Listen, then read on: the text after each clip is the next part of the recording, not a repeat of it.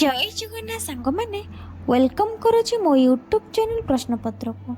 चलतु आज सुंदर सुंदर प्रश्न उत्तर वीडियो स्टार्ट करनबा। आज प्रश्न उत्तर रही प्रभु जगन्नाथ जेहेतु आज सुनावेश अच्छी तो ता उपर लक्ष्य किछि प्रश्न प्रभु जगन्नाथ अच्छे। आज प्रथम प्रश्नटी हेउछि अणसर सेवार अर्थ कौन। भल भाव शुणु प्रश्नटी को। अणसर सेवार अर्थ कौन।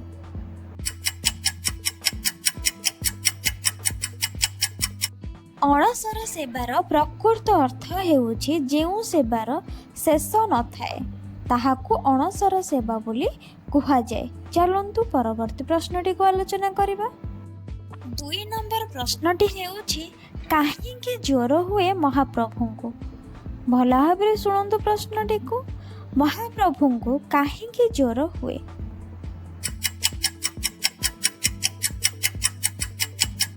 सठिक उत्तरटा है स्नान पूर्णिमा रे अत्यधिक स्नान करने द्वारा। ठीक अच्छे, स्नान पूर्णिमा रे अत्यधिक स्नान करने द्वारा ही महाप्रभु को ज्वर होता है।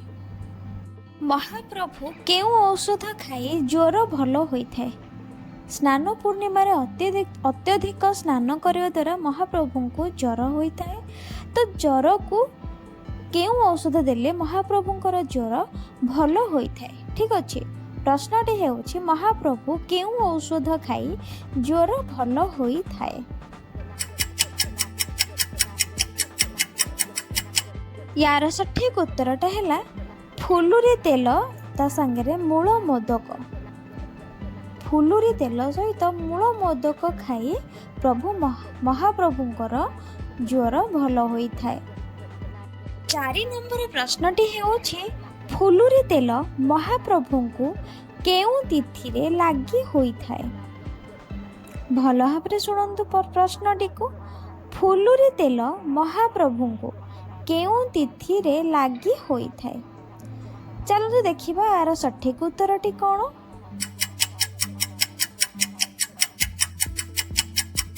यार सठिक उत्तरटी हेउछि पंचमी तिथि रे। पंचमी तिथि रे महाप्रभु को फुलुरी तेल लागि होता है। 5 नंबर प्रश्नटी हेउछि अणसर घरे कौन भोग लागि होता है। अणसर घरे कौन भोग लागि होता है महाप्रभु को ठारे। चलंतु यार सठिक उत्तरटी को जानिबा। यार सठिक उत्तरटी हेउछि राशि तेल और धला फूल। अणसर घरे महाप्रभु को राशि तेल और धला फूल भोग लागि होता है।